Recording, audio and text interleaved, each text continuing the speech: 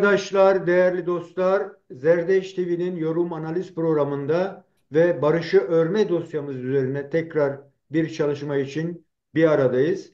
Bildiğiniz gibi yine bugün gündemimiz PKK'nın 12. Kongresi sonrasında kongre kararlarının sonuç bildirgesine dair bir çalışma yapacağız yine. Yani bu arka planı belki şu an için anlatamayabiliriz ama yine de konuğumuz eğer isterse arka planı da alarak bu metnin bugün tartışılma noktasına gelmesinde etkili olan değerler nedir? Onları ele alacağız. Metinin içerdiği değerleri bugünkü veya gelecekteki Kürt-Türk ittifakına nasıl olduğuna bir ön açıcı boyutu var mı? Ve bunun yanında dışsal etkileri neydi? Hem bunu etkileyen hem bunun etkileyeceği. Bu nedenle bugün yine çok değerli bir konum var. Değerli konum ekonomist Mehmet Aslan. Daha önce kendisiyle görüşmüş ve düşüncelerini almıştır. Bugün tekrar kendisinden bu duruma dair görüşlerini alacağız. Merhabalar. Değerli hocam merhaba, hoş geldin. Nasılsın? Merhaba, teşekkür ederim. İyiyim ben. Sağ olun. Siz de iyisiniz. Teşekkürler, bizler de iyiyiz. Değerli hocam yani gündem çok sıcak aslında bana göre. Belki de Evet, önümüzdeki süreci de çok tartışılacak bir değere sahip bana kalırsa. Şimdi bu PKK'nın 12. kongresi ve kendisini feshettiği bir kongre olarak düşündüğümüzde evet, bir programlarımızda da dikkat çekmiştik. Çok hızlı süren bir süreç ama kimsenin ne olduğunu da bilmediği bir süreç. Yani ne oluyor, evet, ne konuşuluyor, ne tartışılıyor gibi bir durum da ortaya koymuştuk. Dolayısıyla yani sanki bazı ön yargılar kırılıyor gibi mi? Biraz daha bazı şeyler netleşiyor gibi mi? Bu kongre sonuç bildirisine baktığımız zaman neler evet. görüyorsunuz hocam? Neleri öne çıkarmamız gerekiyor? Bu konuda bize neler söyleyeceksiniz? Tamam, tabii ki. Şimdi kongre 5-7'de toplandı biliyorsunuz. 5-7 Mayıs arası toplandı. İki ayrı yerde toplanıldı. Ondan sonra 12 Mayıs'ta ise bir deklarasyon oldu. 12 Mayıs'taki deklarasyon çok çok önemliydi. Yani Türkiye tarihi açısından, Kürtlerin tarihi açısından tarihe not düşecek. Bir kronolojiye tanıklık ettik biz. 12 Mayıs'ın öncesi, 12 Mayıs'ın sonrası diyebileceğimiz kadar aslında önemli bir tarihti. 12 Mayıs'ta PKK kendisini feshettiğini ilan etti ve silahları bırakacağını söyledi. Bu hakikaten çok beklenen bir şey değildi. Şu açıdan bu aşamada hepimizin beklediği bir şey. Evet. Ama daha önceki programlarda hatırlarsanız bu süreç diğerinden çok daha farklı ve dünyadaki diğer süreçlerle karşılaştırıldığı zaman olağanüstü hızlı bir süreç olduğunu söylemiştik. İnanılmaz bir hız var. İşte İran Hatta İngiltere parantez meselesini. içinde yani o sürece denk gelen gidişat da yok. Yani tersten Evet. başladılar gibi bir durum söz konusu aslında. Tabii, tabii. Şöyle, diyelim ki böyle bu tip süreçleri 5-6 aşamaya ayırırsanız şayet, biz belki dörtten başladık. Hı. Yani bir 2 3'ü pas geçtik, dörtten başladık. Dörtten başlanılmış oldu. Bahçeli bir el uzattı.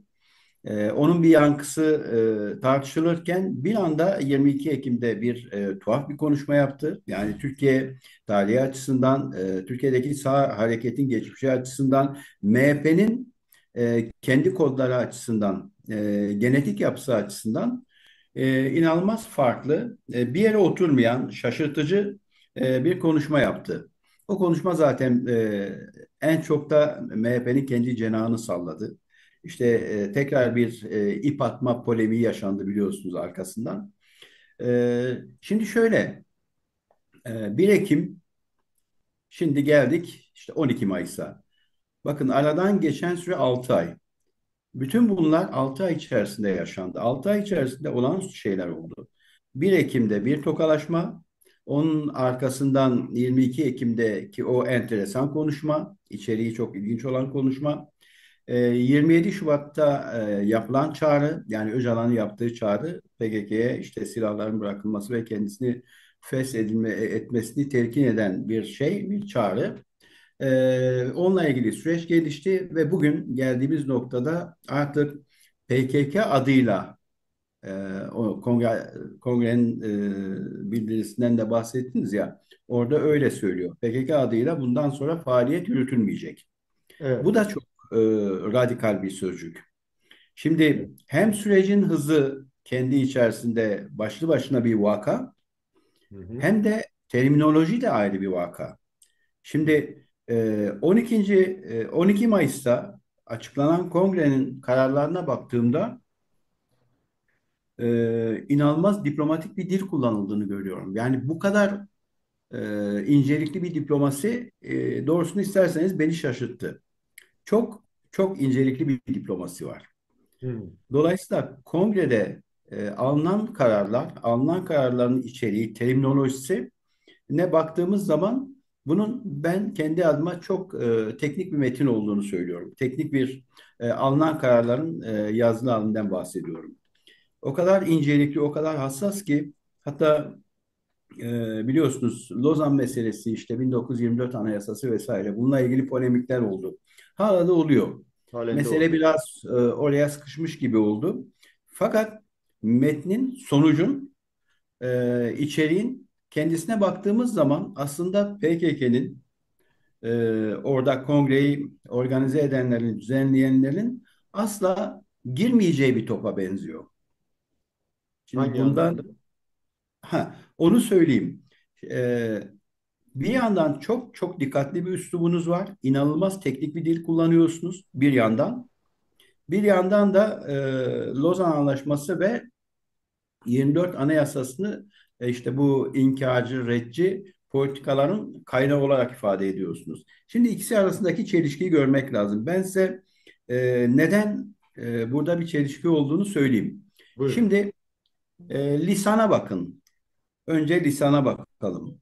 Diyor ki kararlarda bu süreç Türkiye Büyük Millet Meclisi, hükümet, işte basın, akademisyenler, gazeteciler vesaire tarafından yürütülecek. Evet. Politikacılar vesaire tarafından yürütülecek. Bakın önceki deneyimlere bakın. Sadece Türkiye değil, önceki deneyimlere bakın. İRA'ya bakın, Kamboçya'ya vesaire bakın. ETA meselesine bakın. İspanya'ya baktığınız zaman bu tip müzakere süreçlerinde mutlaka bir arabulucu sistemden bahsedilir. Üçüncü göz diyorlar. Arabuluculuk Üçüncü gö- sistemi çünkü aynı zamanda şeydir, garantörlük anlamına gelir. Taraflar her an geri çekilebilirler. Dolayısıyla tarafların geri çekilmesini engelleyen bir mekanizmanın olması gerekiyor. Şimdi bu mekanizmaya bir vurgu yapılmıyor. Mesela şöyle denebilirdi. Bunun bir mahsuru da olmayabilir. Şunu söyleyebilirdi. İşte Birleşmiş Milletler'in gözetiminde ya da Birleşmiş Milletler yapısı altında bu tip çatışmaları yönetebilecek mahiyette, yeterlilikte çok sayıda altyapılar var. Bu yapılar ya da üçüncü taraf e, ülke ya Hı. da komisyonlardan ülke belki itici olabilir diye komisyonlardan söz edebilirlerdi. Bunların hiçbiri yok.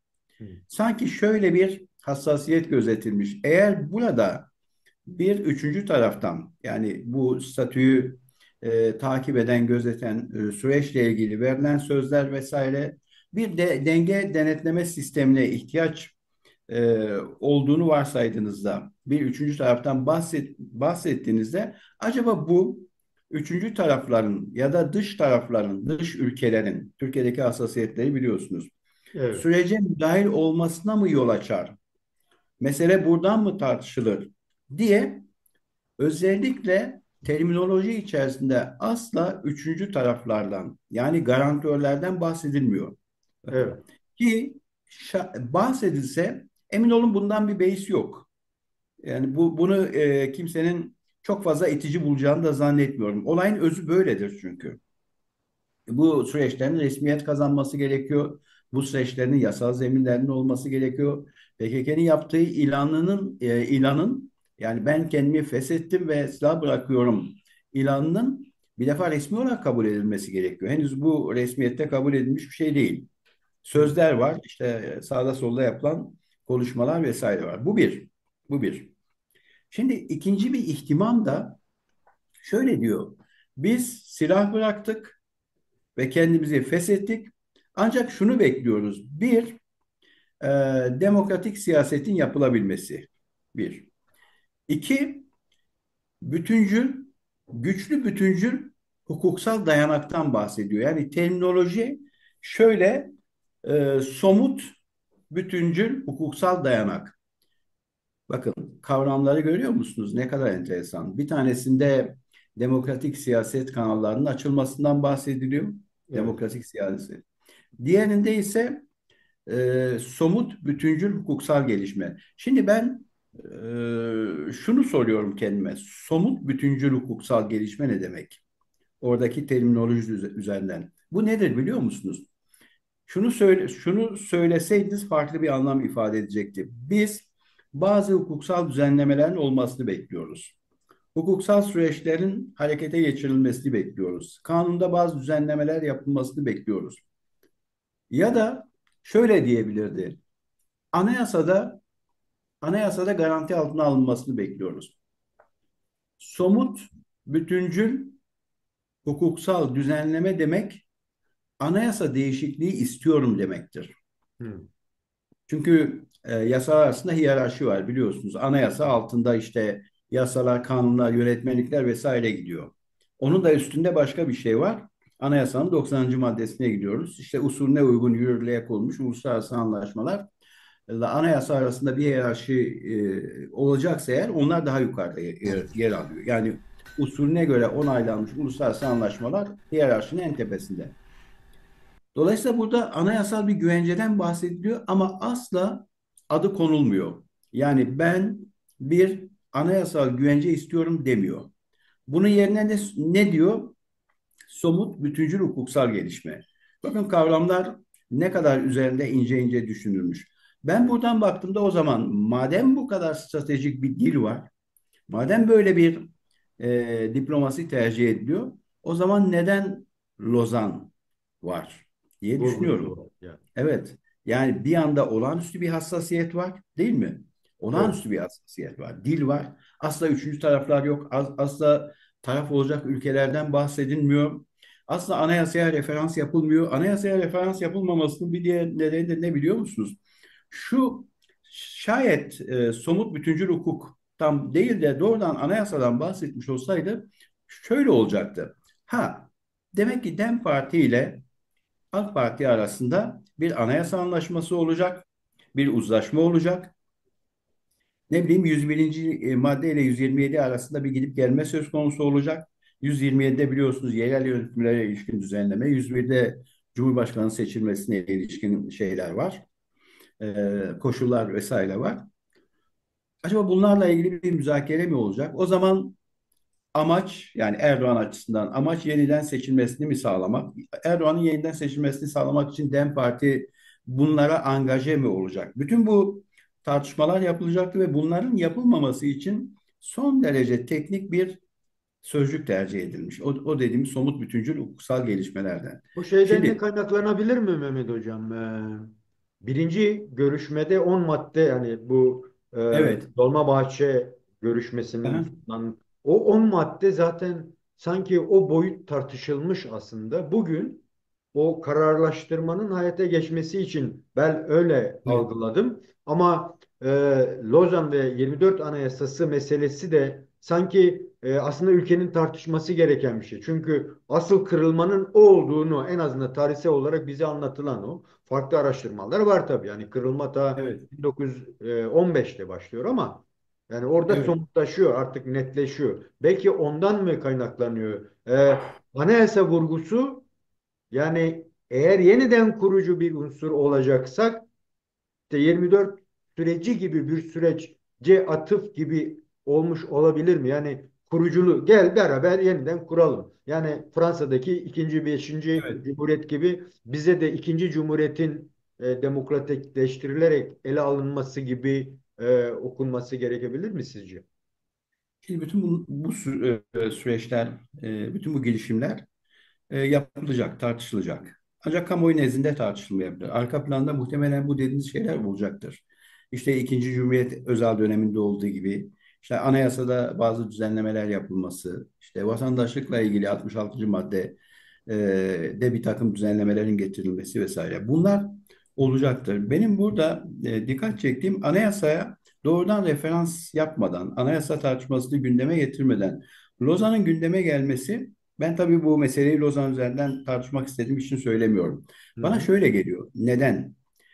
Bu sanırım Türkiye'den de gelen bir talep gibi geliyor bana.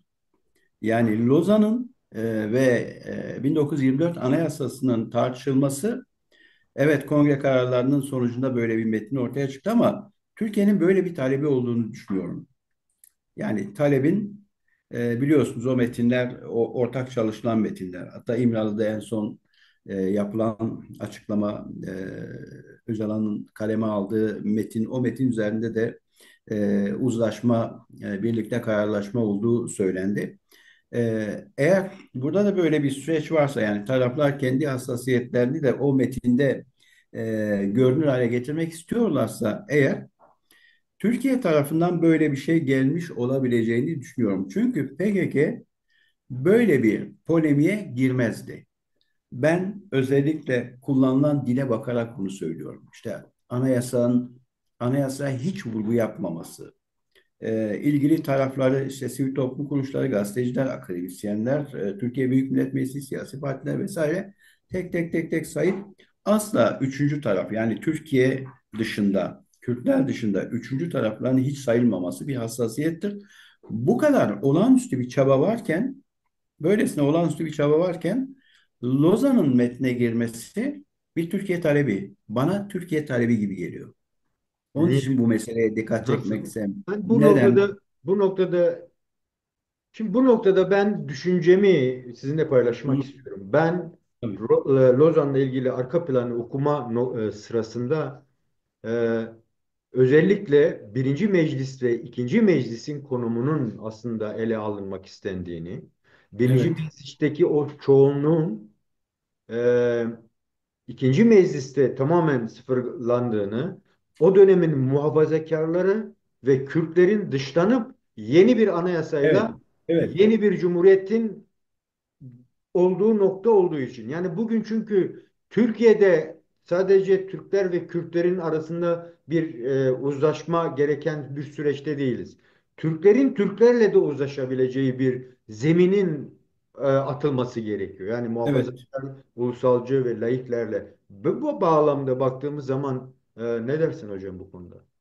Şimdi 1921, 1924, 21 Anayasası, 24 Anayasası, oradaki meclis yapılanması. Bakın oradaki meclis konvansiyonel bir meclistir. Yani olağanüstü koşulların meclisidir.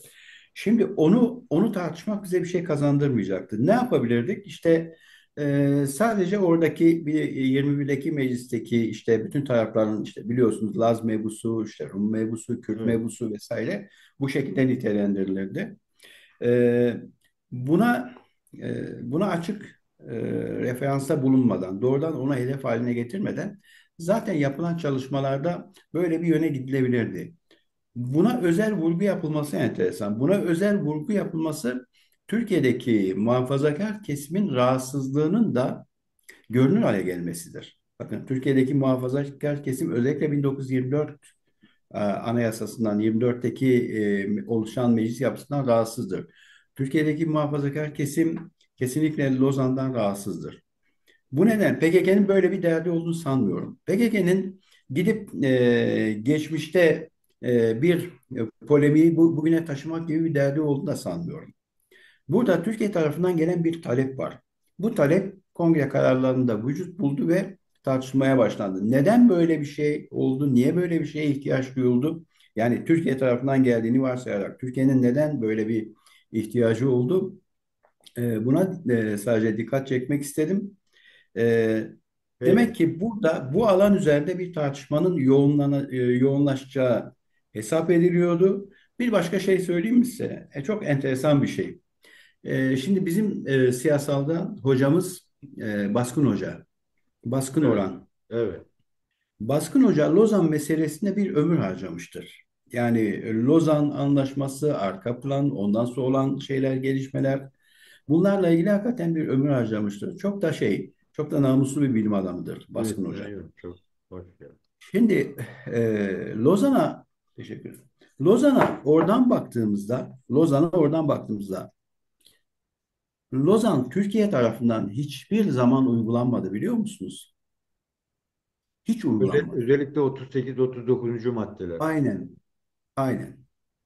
38-39. Çünkü anlaşma bir bütündür. Hani hukuki terimler ekleriyle birlikte vesaire ekleri ona mündemiştir. Bütündür, bir parçadır. Onu ayıramazsınız.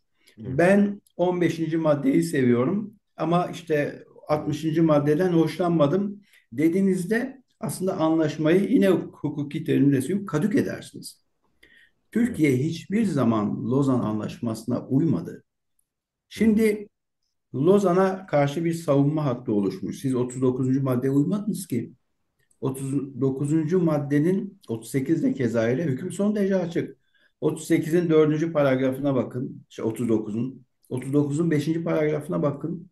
Orada bazen şöyle denir. İşte efendim Lozan'da sağlanan bazı şeyler azınlıklara sağlanmıştır. Dolayısıyla Kürtler azınlık olarak tanımlanmamıştır. Hayır, 39. madde azınlık maddesi değil. Hı hı. Merak eden bir daha açıp okusun. 39. maddede tamamen uyrukluk üzerinden gider. Türk uyruğu yani Türkiye Cumhuriyeti Devleti'ne vatandaşlık bağı ile bağlı olan herkes.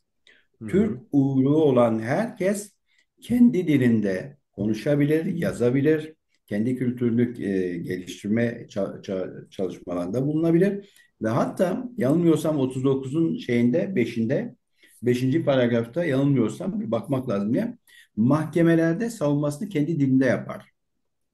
Şimdi Evet. bakın ne kadar dramatik. Mahkemede kendi dilinde savunma yaptığı için onlarca yıl cezaevinde kalan insanlar var bu Türkçe ülkede. konuş, çok konuş olayını Çok biliyor. konuş, Türkçe konuş. Bazı insanlar ısrarla mahkemelerde Kürtçe savunma yaptılar. Bu işte PKK davalarında ya da diğer davalarda, bu Kürt meselesiyle ilgili davalarda ve oradan ceza aldılar. Türkiye'de hakim bir yasaya ki ne diyor bugün bu meseleyi tartışanlar Lozan kuruluş senedidir. Ama Tapumuzdur. sen kuruluş senedine uymadın ki. Ya. 39. maddeye, 38'e hiç uymadın ki. İnsanların dilini yasakladın, dili üzerinde baskı oluşturdun. Hani bırak diliyle kendi dilini kullanarak kendini ifade etmesini mahkemelerde savunma yapılmasından bahsediyor. Oraya hiç gelemedi. Hiç gelemedi. Dolayısıyla bu Lozan meselesi bana bu açıdan çok ilginç geliyor. Çok Hocam stratejik bu bir şey. noktada yani belki bir katkı olur ama bilemiyorum tabii katılmayabilirsiniz. Lozan'ın eğer sizin söylediğinizi temel baz alırsak yani devletin bir talebinin oraya yansıması olarak Evet, düşünürsek o zaman Lozan'da bugünün tartışılması gereken aslında e, Lozan'ın uzun sürmesinin gerekçeleri bize Musul diye anlatıldı ama aslında evet, evet, halifeliğin kaldırılması olduğu evet, ama anayasada da o dönemin anayasasında da halifeliğin kaldırılmadığını Türkiye evet, Cumhuriyeti Devleti'nin içinde bir yerde olduğunu yani evet, onu yeniden gündemleştirme aracı olarak devletin evet, gündemleştirmek istediği mümkün müdür? Çünkü yani belki de halifelik tanımı da değiştirilecek. Bilemiyorum. hı Çünkü hı, Mustafa Kemal de Bursa'daki hutbede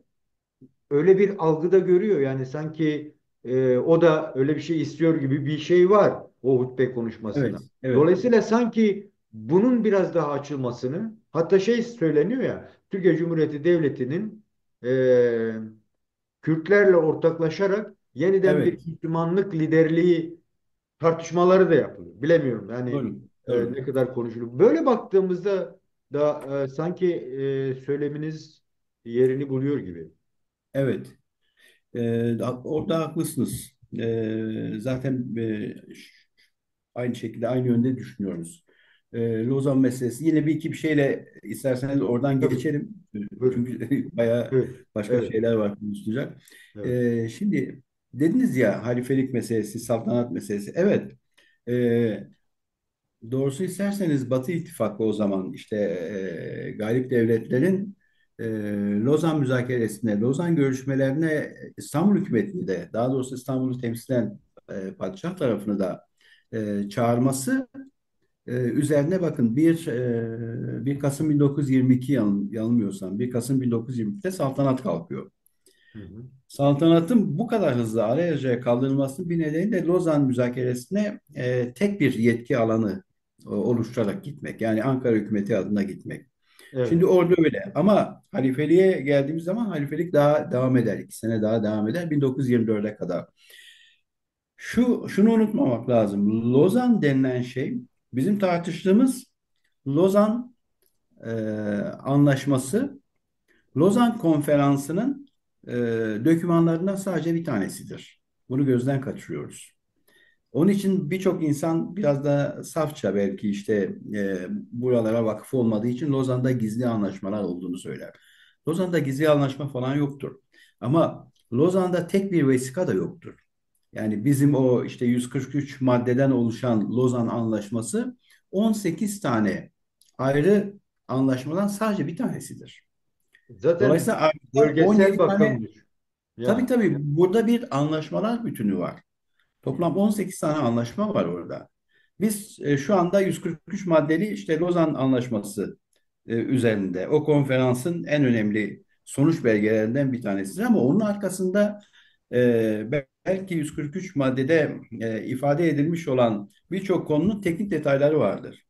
Diğer mesela vesikalar. bizim Naif Bezvan hocamız var. Onun yaklaşımı çok Evet. daha böyle Naif Hoca'yı biliyorum. yani çok kapsamlı ve bunun sistematik bir dizgesi olan bir Evet. çalışmadır Lozan ve adı da aslında Lozan diye tanımlanıyor ama Orta Doğu sorunları çözmeye metni Tabii olarak tabii. da Tabii. önceledi. Asıl Önemli bir asıl şeydi. süreç konferans diye geçer. Lozan Konferansı.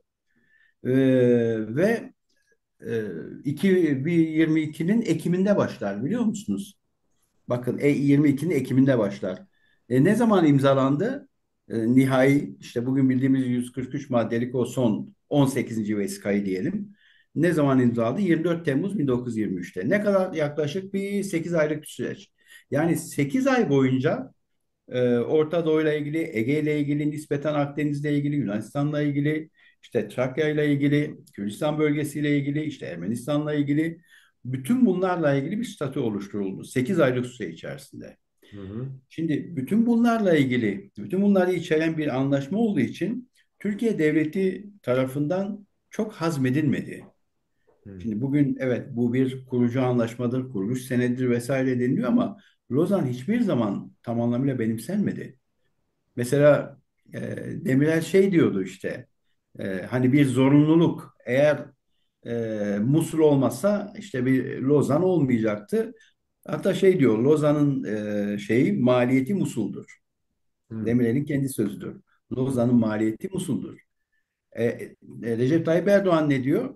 İşte bağırdığımızda seslenebileceğimiz yerden şeyler var. Yunanistan'a ait adalar var. Ve hani şey Lozan Anlaşması hani bir zaferdi böyle zafer mi olur? Bunda Recep Tayyip Erdoğan söylüyor. Dolayısıyla bu konuda bir manipülasyon var. Evet. Bir manipülasyon kapısı açıldı. Niye açıldı?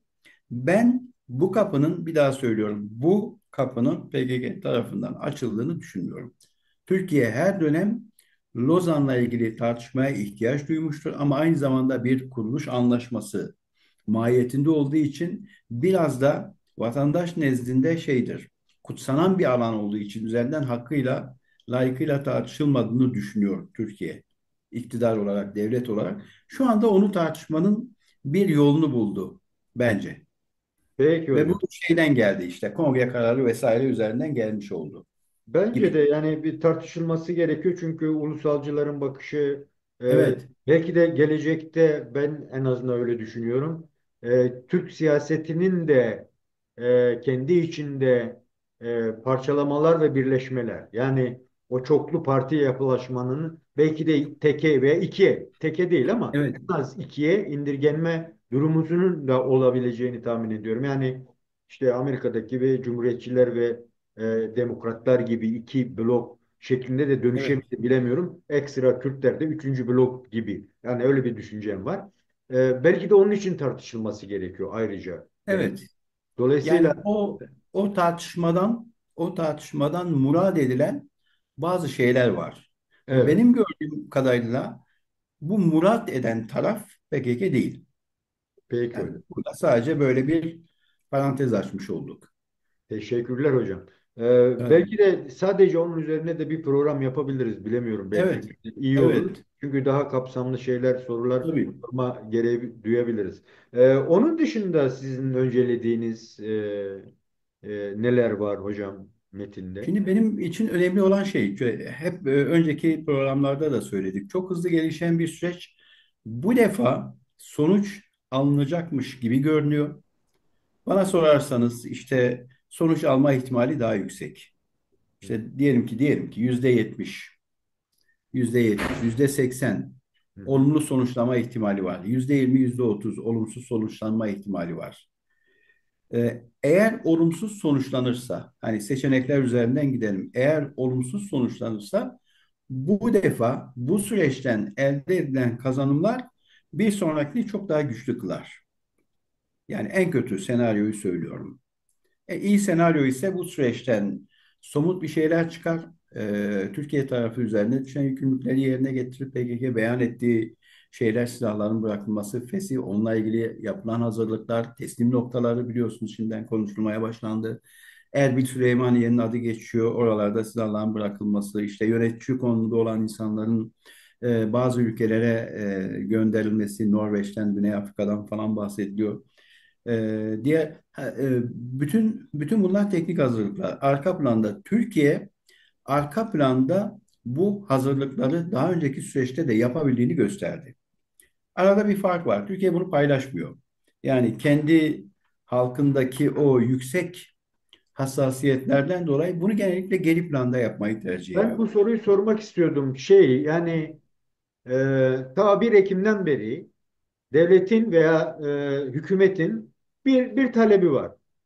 İşte Evet, silahlar bırakılsın, kendini feshetsin. evet, Ama evet, buna rağmen Kürt tarafının hem PKK boyutuyla hem Suriye'deki boyutuyla hem içerideki siyasal parti boyutuyla sürekli gündem oluşturacak şeyler yapıldılar. Görüşmeler yapıldı, İmralı'ya gidildi, Sayın Öcalan'ın evet, bildirileri, yani Kürtlerin benim sevdiği ve yarattığı bir zeminmiş gibi hep böyle gündemleşmeler oldu. Burada da yine PKK gündem yaptı. evet. Dolayısıyla devletin bu kadar ketum davranmasının sebebinin siz toplumsallaştırmasının sebebi ne? Neden böyle bir gizlilik söz konusu hocam? Devlet geleneği Türkiye'de böyle. Osmanlı'da da böyleydi. Yani Osmanlı işte halka ballığı çıplak olarak bakardı. Onu asla yönetim meselesinin içerisine dahil etmezdi. Türkiye onu aynı şekilde görüyor aslında. Bu kadar net ve çıplak bakmıyor ama Türkiye'de halk bu meselelerine dahil edilmez. Dahil edilmek istenmez. Bunun bazı riskleri olduğunu düşünür. Türkiye'de bir demokrasi geleneği yok. Güçlü bir demokrasi geleneği yok daha doğrusu. Türkiye'de Türkiye hukuksal olarak gelişkin bir ülke değil. Bununla ilgili davranış kodları oluşturabilen ülkelerin güçlü demokrasi, güçlü hukuku olur. Türkiye'de böyle olmadığı için bunlar stratejiler üzerinden gidiyor, taktikler üzerinden gidiyor. Strateji ve taktikler de halkın arkada geride bırakılmasını, bu sürece dahil edilmemesini istiyor.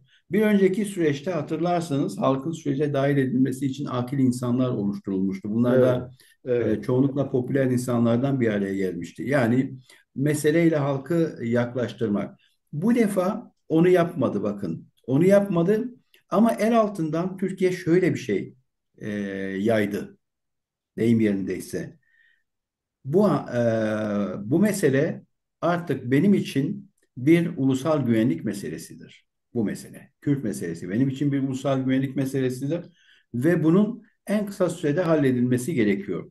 Şimdi hatırlayın Bahçeli'nin özellikle 22 Ekim'deki açıklamasından sonra çok sert tepkiler geldi. İşte evet. İYİ Parti onun lideri ip fırlattı.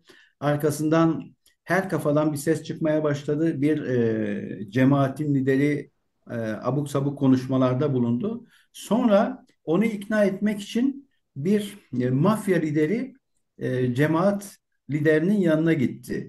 Ve ona işte neden böyle bir şeye ihtiyaç duyulduğunu anlattı sanırım. İşte Alaaddin Çakıcı, diğeri de neydi? İşte sakallı bir şey diyorlar. Evet. Sakallı mı, sarıklı mı bir şey. Ya, Cübbeli Cübbeli. bir şey. Evet. Cübbeli Ahmet. Evet, bakın Türkiye'deki devlet yapısının işleyişinin ne kadar arabesk olduğunu buradan görüyoruz, değil mi? Ne kadar arabesk bir şey. Devleti temsil eden, en fazla temsil ettiğini düşündüğümüz bir partinin lideri bir şey söylüyor.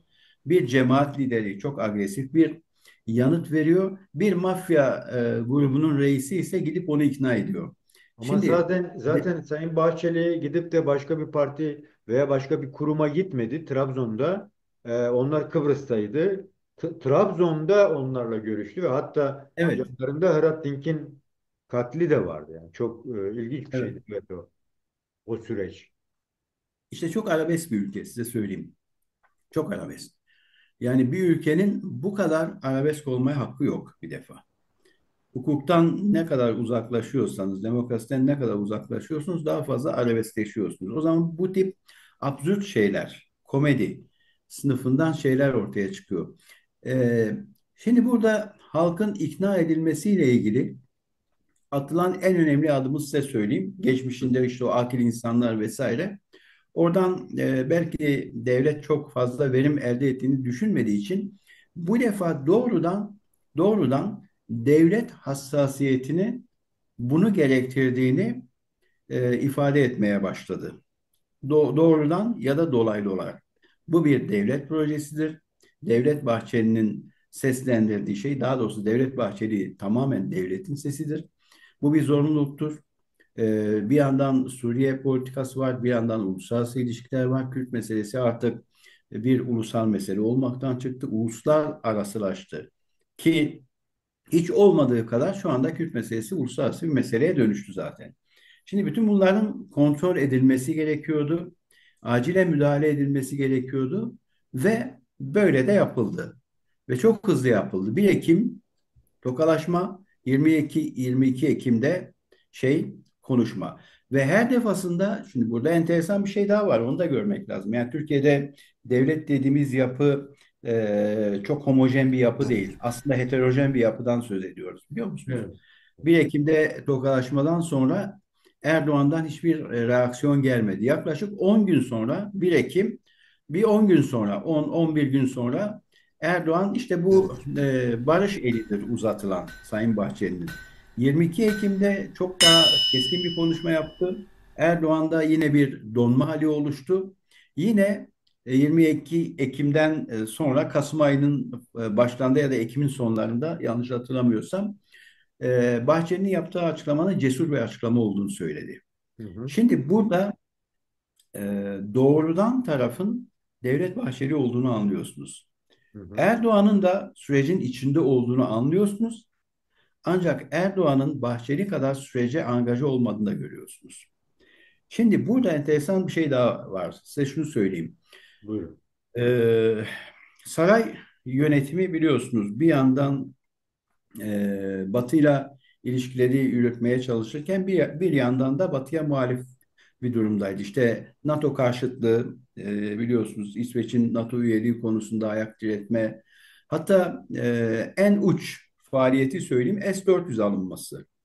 S-400 alınması bir NATO üyesi için olacak şey değildi ama oldu.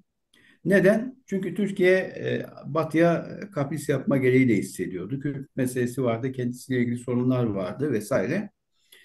Aynı zamanda kendisini Asya bloku içerisinde yani Avrasyacı, Asya bloku içerisinde de tanımlamaya çalışıyordu. Bir yandan Şangay İşbirliği Örgütü'ne üye olmak için. Bir yandan BRICS'e dahil olma vesaire. Orada Avrasyacıların kontrolünde yürütülen bir süreçte Türkiye acaba eksen mi kayıyor tartışmaları yapılıyordu.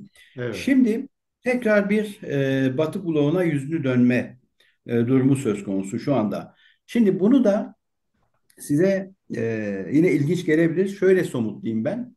Buyurun. 1 Ekim'deki tokalaşmadan sonra 22 Ekim'de Bahçeli'nin konuşması ama arada hani bir sessizlik var ya, Erdoğan işte Evet. 10 gün sonra evet bu iyi bir şeydir dedi.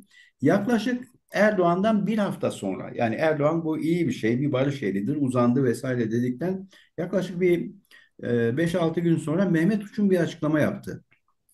Ne diyor biliyor musunuz o açıklamada? Şöyle dedi Mehmet Uç'um. Bir önceki barış sürecinin gelmesi ya da yeni bir barış sürecinin başlatılması, yeni bir sürecin bir önceki süreç devam etmesi ya da yeni bir sürecin başlatılmasına olanak yok. Çok Hı. net bir cümle kullandı. Çok net bir açıklama yaptı. İşte duruyor. Hı. Bizi izleyenler eğer bunu merak ederlerse lütfen açıp baksınlar. Evet. Çok kesin, çok açık bir beyandı. Nedir bu biliyor musunuz? Şunu gösteriyor. Yeni AK Parti içerisinde, yani saray içerisinde Kürt meselesiyle ilgili çözüm ivmesinin yükselmesine neden olan blok orada Batı bloğu. Yani sarayın içerisindeki NATO'cu denilebilir, Batıcı denilebilir, Amerikancı denilebilir. Yani Amerika, Batı, NATO eksenindeki grubun burada bir inisiyatifi var ve Avrasyacı grubu belki en tepede, en üst düzeyde temsil eden kişi olan Mehmet Uçum'un bu meseleye ne kadar yabancı olduğunu görüyorsunuz. O zaman şöyle, hani hep şu konuşulur ya, acaba Erdoğan'ın bilgisi var mıydı? Bu Bahçeli kendi başına mı yürütüyor süreci? Hayır, Bahçeli kendi başına yürütmüyor. Erdoğan'ın bilgisi var. Ama Erdoğan saray kesimi Avrasyacıları bu süreçten ilk başta bypass ettiğini anlıyorsunuz. Yani Zaten Sayın Mehmet Öcalan'ın Uçum'un, metninde Sayın Erdoğan ve Sayın Bahçeli'nin taraf olduğu e, paradigmaya ben de destek vereceğim demişti zaten yani. evet. Yani öyle bir Evet, evet, tabii ya- ki. Tabii. Orada da bir gönderme vardı evet, zaten. evet, Zaten biliyorsunuz memnuniyetle karşılandı. İşte Avrupa'da, Amerika tarafından memnuniyetle evet. karşılandı. Ve kendisine bırakılmasına ilişkin çok pozitif açıklamalar geldi. Memnuniyetle karşılamayanlar da zaten bir beyanda bulunmadılar değil mi? İşte Rusya bir çok açık Evet. şeyler söylemedi. İran memnuniyetsizliği ortada. Dolayısıyla Asya bloku bu işe şüpheyle bakıyor. Çünkü Türkiye'de o blok içerisinde olmayı benimseyenler, düşünenlerin zaten sürecin dışına itildiğini anlıyorsunuz. Fakat başında dışındalar. Sonunda dahil oluyorlar. Sonra. Yani ilk başta onlar sürecin dışında belki oluşacak tepkilerden kaygılanıyorlar. Bir direnç olmasından kaygılanıyorlar. Avrasyacı kesim çözüm sürecinin dışında bırakılıyor. Ancak daha sonra yine Mehmet Uçum'un bir tweetinde gördüm. Biraz da heyecanla şunu söylüyor. Terörsüz Türkiye elbette ki işte hepimizin beklediği, arzuladığı vesaire diye. Orada şunu düşündüm ben. Bu terörsüz Türkiye kavram olarak kime ait acaba? Acaba hani bu kavram Avrasyacı kesimin oluşturduğu bir kavram mı? Onlar adını koyarak sürece dahil mi edildiler, sonradan mi edildiler? Çünkü Mehmet Ucum'un o keskin aslı olmayacak dediği açıklamadan sonra bu defa işte terörsüz Türkiye vesaire bunlar işte güzel, olumlu şeylerdir. Biz bunu başaracağız vesaire vesaire gibi bu defa bir güzelleme vardı. Baştaki direnç gitti. Yerine bu defa bir kutsama, bir güzelleme geldi. Şimdi Mehmet Hocam bu noktada bir katkıda bulunabilir miyim? evet, tabii ki. Metnin yani o zaman şeye geçebiliriz aslında. Metnin bu iç çelişkilere hani çelişki yaratıcı mı, çelişki giderici mi, e, Evet, katkıları veya eksiklikleri nedir ona bakacağız. Ama şuradan bakmamız mümkün mü? Hani bu barış ben en azından öyle düşünüyorum. Kürtlerle Türklerin barışı değil sadece. Türklerin de Türklerle barışı. Belki de evet. 24 göndermesi onun da etkisi olabilir diye düşünüyorum. Demin sizin ulusalcıların bu sonradan dahil olma sürecini aynı zamanda Avrasyacıların, evet, 24 kurucu siyasetinin de CHP'nin, bugünkü CHP'nin evet, bir yerlerde ya olması ya olmaması gerekiyor gibi bir sonuç metinle ilgisi ne bunun? Yani böyle bir ilgi kurabilir miyiz? Çünkü Özel'in yaklaşımları farklı. Hı hı, Daha hı hı. sanki benimsiyormuş gibi ama dalgalanmalar da yine onlardan geliyor. Çünkü onları var eden metne atıf var. Hani pek Evet, edemese evet, bile sizin söyleminize göre eğer devlet diyorsa bunu demek ki evet. devlet de CHP meselesini çözmek istiyor diyebilir miyiz? Bu konuda neler diyeceksin hocam? Şimdi bakın, Türkiye'deki en sıkıntılı alanlardan bir tanesi şu. Bir, bu tip şeylerde hukuksal altyapı çok zor oluşuyor. Bir, demokrasi geleneği yok. Davranış kodlarımızda demokrasi yok. Bu bizim için bir handikap. Böyle olunca daha önceki programda da konuşmuştuk hatırlarsanız. Sürekli strateji üretiliyor. Evet. Sürekli strateji üretiliyor. Sürekli kurgu oluşuyor. Ve herkes kendi kurgusunu çalıştırıyor. İyi çalışan bir kurgu işte karşı tarafın siyasi amaçlarına ulaşmasını sağlıyor. Mesela çokça örnek. Türkiye'de artık kurgular yarışı var. Her bir kurgu bir diğerine yarışıyor. Herkes kendi kurgusunu onaylatmaya çalışıyor. Bu daha çok saray çevresi içerisinde. Muhtemelen Erdoğan'a yönetime gidiyor. İşte şöyle bir şey. Bunu yapalım. Bu iyi bir kurguya benziyor. Peki bu kurgunun içerisinde e, yani hukuksal olarak nasıl destekleyebiliriz? Ona çok bakmıyor. Süleyman Soylu'nun çok doğru söylediği bir şey var. Bakın Süleyman Soylu belki Türkiye tarihinin en kirli figürlerinden bir tanesi. Ama çok doğru söylediği bir şey var. Siz diyor gereğini yapın, hukuk arkadan gelir. Bir konuşmasında öyle söylemişti. Siz yapın bir başka vesileyle. Siz O gereğini Mustafa, yapın. Mustafa Kemal'in de işi hep böyle olmuş. Evet, hukuk arkadan gelir. Türkiye'de işler böyle yürüyor. Hukukun arkadan gelmesi daha önceki dönemlerde de olan bir şey. Bu dönemde olan bir şey değil, yeni bir şey değil. Ama hukukun arkadan gelmesi daha önceki dönemlerde istisna iken şimdi kural haline geldi.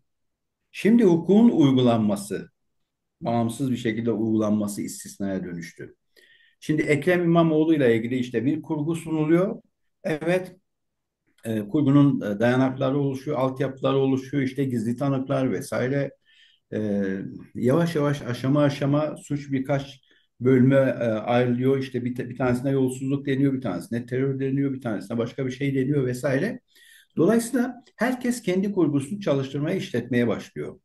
Şimdi burada da Türkiye'de de bu meselede de yine bir kurgu çalıştırma, bir mekanizmayı harekete geçirme sayki başladı.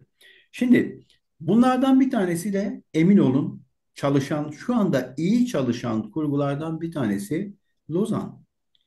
Hmm. Bu iyi bir kurgu ve bu belki böyle çok üst perdeden söylüyorum ama %99 çok çok çok büyük ihtimalle bunun PKK'nın kendi önceliği olduğunu düşünmüyorum. Şu Hmm. anda Türkiye'de Lozan'la ilgili bir kurgu çalıştı ve Ekrem İmamoğlu kurgusunun çalıştırılması gibi bir kurgu çalıştı. O kurgu üzerinden CHP de yapılacak, sıkıntıya girecek ki CHP sıkıntıya girmeye başladı. Çünkü CHP içerisinde işte ulusalcı kanat bir yandan işte Mansur Ankara Başkanı Yavaş bir başka yandan herkes kendi cephesini açmaya başladı. Eğer eğer Lozan meselesi o metninde olmasaydı daha uzlaşıcı partilerin daha uzlaşıcı bir tavrı olabilirdi. Bu bir. İkincisi zaten baştan uzlaşmayacak olan insanlar vardı. Dolayısıyla o metin içerisinde mesela diyelim ki Lozan hiç olmasın. Hani dedim ya size sağlam, bütüncül yasal dayanaklar. O zaman diyecekler ki bakın burada anayasayı kastediyor. Ne demek işte anayasa şahsa özel anayasa mı yapılacak? Bu anayasa içerisinde ne olacak? Yani insanlar karşı olanlar kendi pozisyonlarını metin içerisindeki herhangi bir paragrafa dayandırabilirdi. Ama belki daha zayıf olurdu. Şu anda bu meseleye karşı olanların kendilerini Lozan paragrafına dayandırması bir karşılığa sahip. Bunu Peki daha güçlü PKK'nin ifade bunu edebiliyor. bunu metne almasının Kürtler boyutuyla bakıldığı zaman Kürtlere ne yararı veya Kürtlere bir yararı olduğunu önünü sanmıyorum. açıcı bir şey olabilir mi? Nedir Şunu sizce? söylese bakın, derdim ben kendi adıma. Evet, bu daha stratejik, daha doğru. Şunu söyleyebilirdi. Bizim işte burada kendimizi feshettik, silahları bırakıyoruz. Demokratik siyaset bizim önceliğimiz olacak.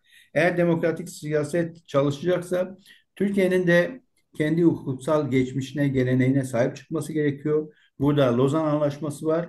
Lozan madem ki Türkiye'nin altında imzası olan bir anlaşma o zaman 39. madde, 38. maddenin hakkı verilsin. Bakın bunu söylese o zaman ben şöyle düşünürdüm.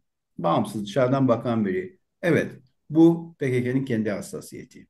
Bu konuda hassasiyet göstermesi mantıklı.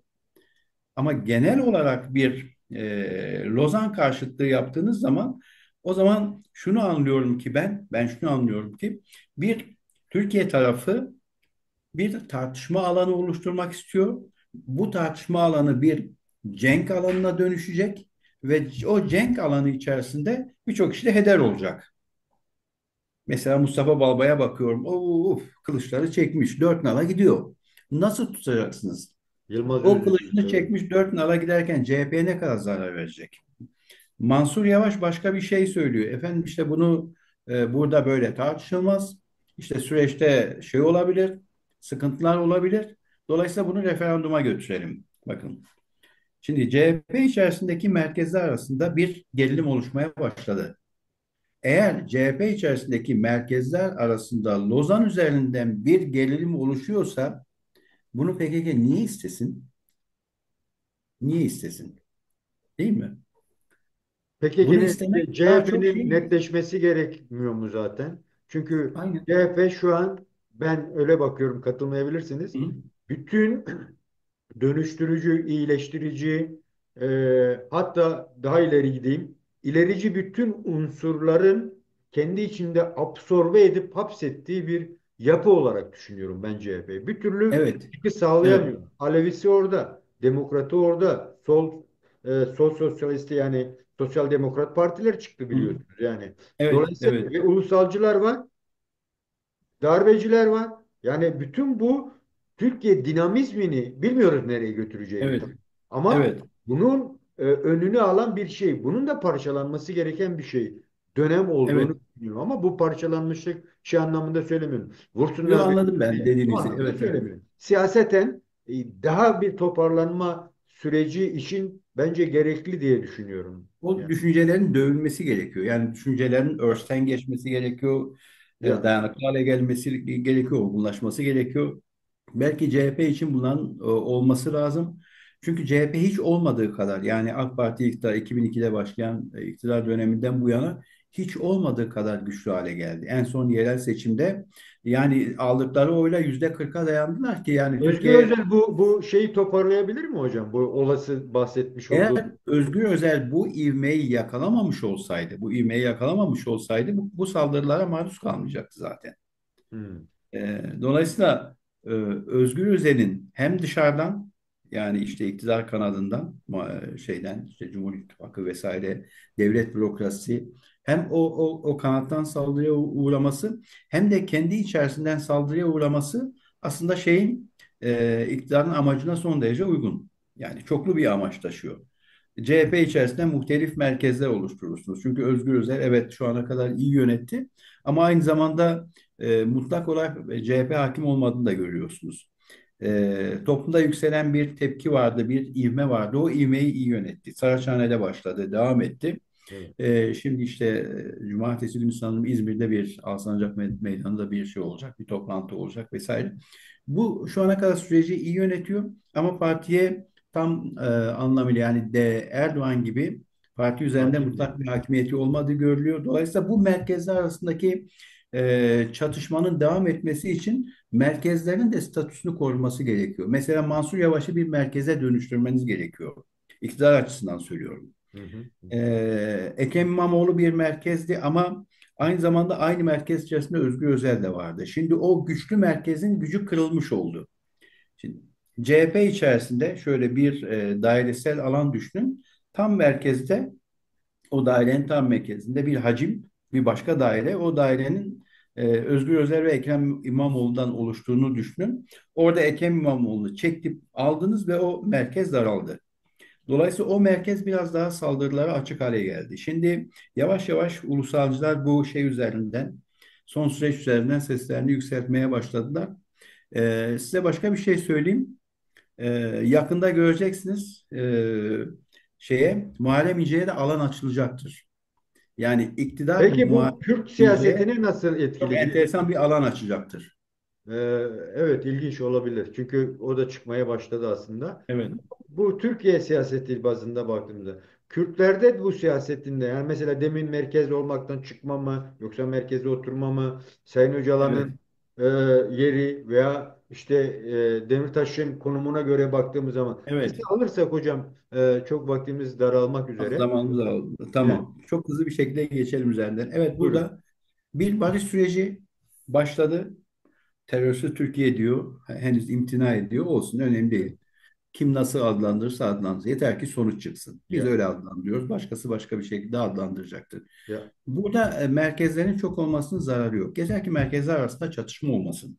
Hı hı. Şey söylemişti Devlet Bahçeli, işte İmralı'dan deme bir uzansın. İmralı'dan deme uzansın ve buradan çözülsün.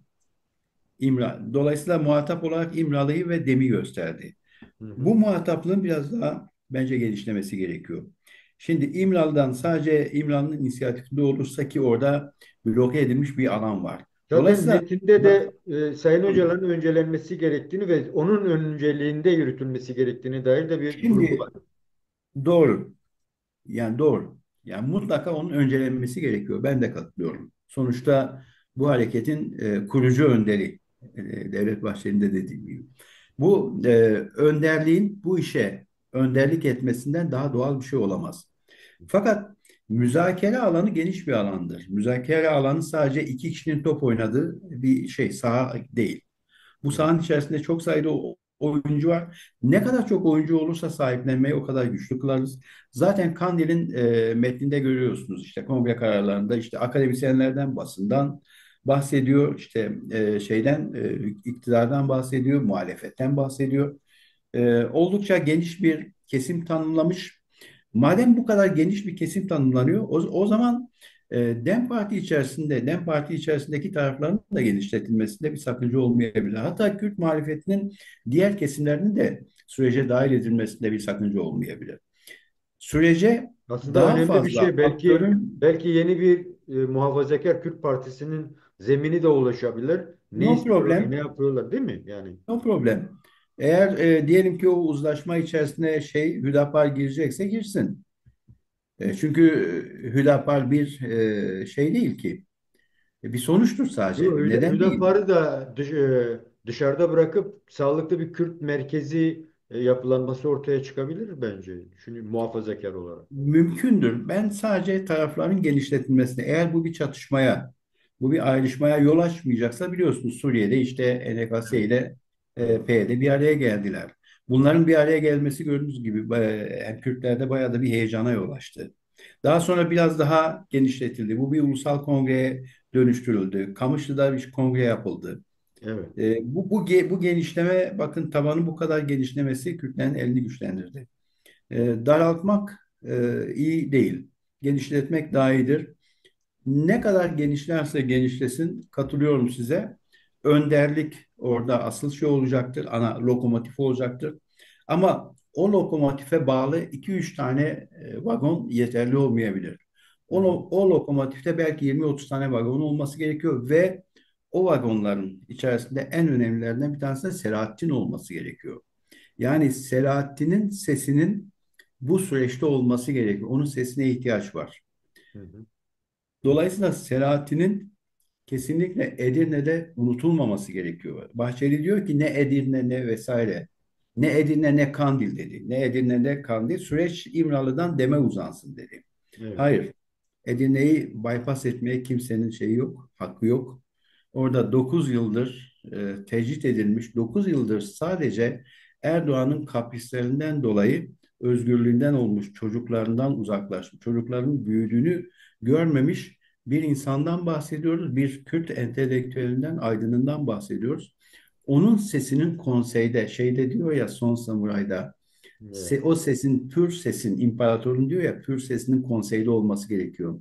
Evet. Selahattin'in net ve naif sesinin konseyde olması gerekiyor. Eğer bir işte konsey gibi müzakere alanını düşünürsek. Ve çok katılımlı olması iyidir. Ama çok katılımın çatışmaya yol açmaması gerekiyor. Çünkü çok fazla ses var. Çok yükselen bu sesleri Zaten yönetmek gerekiyor. demokratik e, vurgusu çok fazla. Yani hatta Evet, onu da aşılmış ulus devletçi sosyalizmin değil, demokratik ulus sosyalizmi gibi çok evet, böyle geniş alım. Bu da ben öyle düşünüyorum. Her aşamada katılımın olabileceği, olur mu olmaz mı onu bilemiyorum ama zaten hareketin kendisi de halk da hareket edebileceği için öyle bir evet. böyle bir tavrı olduğu için ben bu konuda Kürt siyasetinin de çok ciddi bir toparlanma ve gelişme yaşayacağı kanısındayım. Son olarak Ben hocam, son son olarak olarak şeyi söyleyeyim. Siz çok önemli bir detaya değindiniz bir önceki konuşmanızda. Bu buyurun. aynı zamanda Türkiye için de bir şans. Yani Türkiye'de yaşayan işte Türkler, Kürtler, Ermeniler, Lazlar, Çerkezler vesaire kim olursa olsun. Türkiye'de yaşayan herkes için bir şansa dönüşebilir. Ancak çok ciddi bir risk var. Hani ben size %70, %30'dan bahsettim ya. Evet. Neden %30 olumsuz olma ihtimali var? Onu da söyleyeyim. Çünkü şu anda totaliter rejim büyük avantajlar oluşturmaya başladı. Totaliterizm öyledir. Yönetenlere büyük avantajlar oluşturdu. Astıkları astık, kestikleri kestiktir. O nedenle bu insanların bu ayrıcalıklarından vazgeçmesi gerekiyor. Bu kolay değil. Diktatöryal neredeyse rejime evrilecek bir şey. Yani totaliter bir rejim, totaliter rejimde hukuk ve demokrasiden uzaklaşma çok şeydir, doğal bir şeydir, uzaklaşırsınız. Yeniden bir yakınsama ekseni oluşturmak gerçekten kolay değil. Bu ekseni oluşturmak sarayın kendisinden vazgeçmesi, iktidardan vazgeçmesi anlamında kullanmıyorum. Kendi ayrıcalıklarından vazgeçmesi anlamına gelir. Bu benim için çok çok çok büyük bir risktir. Bunlar demokrasiyle ve hukukla yeniden uzlaşabilecek mi? Aynı zeminde buluşabilecek mi? Eğer bunu başarabilirlerse bundan biz sonuç alırız. Yoksa %30'a mahkumuz. Onu söyleyeyim. Hocam bu noktada size katılamayacağım bir şeyden bahsediyorum. Hı Yani hı. ne diyeceğim? Çünkü bu metnin biz iç dengelere yansımasını konuşuyoruz ya.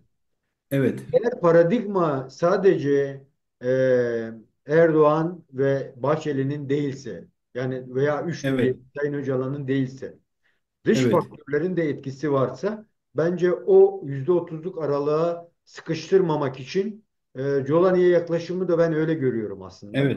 Böyle bakıldığı zaman bu metnin hem etkilendiği veya etkilediği dışsal şeylerimiz ne? Yani sizin söylediğiniz diktatörlüğe de gidebiliriz ama sanki Hı hı. dış koşullar bu diktatörlüğü de önleyecek sanki adımlar içeriyor gibi. Yarın öbür gün belki Rojav'ı tanımak gibi diktatöryal dışı Evet. bir tavır da sergilenebilir mi?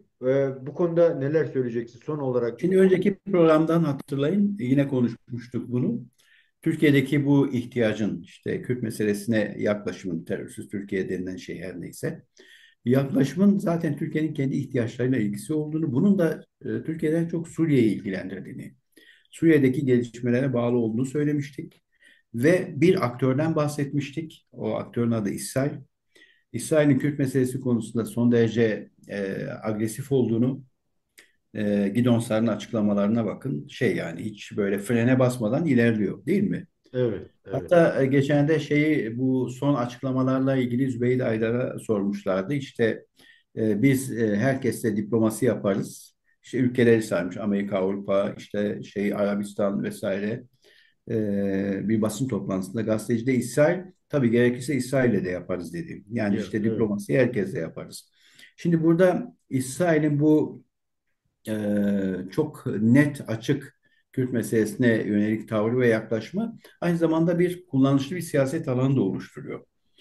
Dolayısıyla buradaki dış dengeler Türkiye'deki bu oluşumun hızını da belirliyor. İkisi arasında çok ciddi bir korelasyon var.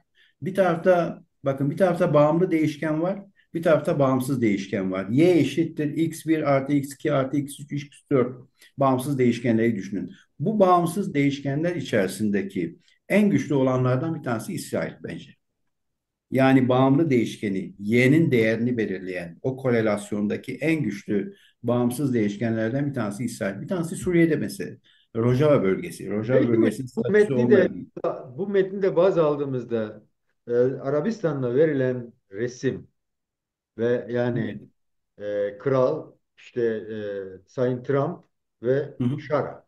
E, Dolaylı olarak da Erdoğan'ın toplantıya katıldığı söyleniyor. Ayrıca İsrail ve Türkiye'nin de İsrail, Türkiye ve Suudi Arabistan'da toplandığına dair iddialar var. Evet. Böyle Çok bakıldığı mantıklı. Olursa çok mantıklı olur.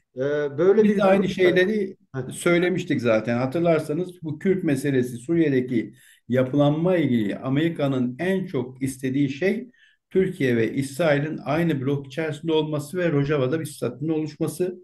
Bu statünün de belki de garantörlerinin Türkiye ve İsrail olması. Bu metnin Şu katkısı anda var mı? Amerikan dış politikasının en iyi senaryolarından bir tanesi. Ama hiçbir şekilde Amerika gibi bir muktedir devlet tek bir senaryoya bağlı kalmaz. Bunu da söylemek lazım. Bu metnin katkısı var mı çünkü Muhtemelen. öyle eleştiri Olmaz mı? bu metnin olmasının sebebi başka şeylerin olmamasıdır. Yani Evet. Türkiye Tabii. bağımsızlık Tabii ki. istemesi gibi Şimdi ben bir size söyledim. Bakın üçüncü taraflar hiç yok. Şeyde Kandil'in yaptığı açıklamada yani kongre kararlarında. ama Bir uluslararası garantör güçlerden bahsediliyor hocam bir yerde. Uluslararası nasıl? güçleri halkımıza yönelik yürütülen 100 yıllık soykırım politikasındaki sorumluluklarını görerek demokratik çözüme engel O eleştirel olmamalı. tabii. O olacak. Doğru. Kastettiğim o değil. Hı. Çözüm tarafları Ha, çözüm içerisinde. tarafı olarak Mesela yok. Evet. işte Evet. bir garantör kuruluştan, üçüncü devletten, Birleşmiş Milletler'den vesaire hiç Yok. söz edilmiyor. Doğru. Doğru. Dolayısıyla bu da Türkiye'nin bu süreçte özellikle o dış müdahale konusunda ne kadar hassas olduğunu ve bu hassasiyetinin de metinde ortaya çıktığını görüyoruz. Yani metinde Türkiye'nin hassasiyetlerini devletin ve Türkiye'nin iktidarının artık ne derseniz hassasiyetlerini görüyoruz. Bunlardan bir tanesi dış aktörlerin olmaması, bunlardan bir tanesi Lozan meselesinde o metinde olması. Bakın bu da devletin talepleri Böyle arasında. varlık. Hı hı. Bunlardan bir tanesi anayasaya özel vurgu yapılmaması metinde. Hı hı. Bütün bunlar bu hassasiyetlerin gözetildiğini gösteriyor zaten. Peki hocam. Çok teşekkür ediyorum. Son olarak Ben söylemek teşekkür istedim. ederim. Ben %70, %30 demekle birlikte %70'in gönlüm tamamen oradan yana. Yani oradan bir çözüm çıkmasını, artık bu kaotik ortamdan çıkmamızı istiyoruz. Biz bunu yakalayabilir miyiz bilmiyoruz ama artık bu tip şeyleri kendi çocuklarımız için isteyecek yaşlara geldik. Umarım onlar en azından bu süreçleri görmüş olurlar. Herkes için barış. Peki. Ve Türkiye'deki işte muhalif kesim özellikle CHP çok dikkatli olsun. Bakın CHP Lozan üzerinden çok anlamsız bir polemik içerine çekildi. Artık bu tip şeyleri görmeleri gerekiyor. Onlar da bunları görsünler. Bu kadar körlüğe gerek yok. Siyaset körlüğüne. Peki hocam. Çok teşekkür ediyorum. Ben Değerli teşekkür ederim. arkadaşlar, değerli dostlar, bugünkü çalışmamızın da sonuna gelmiş. Aslında çok derinlikli konular böyle yüzeysel ele almaya çalışıyoruz ama belki de ama zamanın daha da kısa olması gerektiğini de vurguluyor seyircilerimiz. Sanırım uyamadık yine. Evet, bir saati geçti yine. Dolayısıyla bugün değerli hocam Mehmet Aslan'la yine metne bağlı kalmaya çalışarak metnin iç ve dış dengelere hem etkisel bazda hem de etkilenme bazında neler getirip neler götürdüğüne bakmaya çalıştık. E, Ancak dediğim gibi bunların çok daha belki de her gün güncellenerek tartışılması gerekiyor. Çünkü her paragrafında başka başka şeyler çıkabiliyor gerçekten de. Belki de ortaklaşan bir şey. Onu da bilmiyorum. Buradan Mehmet Hoca'dan öyle bir şey çıktı. E, Mehmet Hocam çok teşekkür ediyorum Ben bugün teşekkür ederim. katkılarınızdan dolayı. Yine de son olarak belirtmek istediğin bir şey varsa söyleyeyim, bitirelim hocam. Herkes için barış. Peki hocam. Çok teşekkür ederim. Hoşça kalın. Ben Görüşmek teşekkür üzere. ederim. Hoşça kalın. İyi yayınlar dilerim.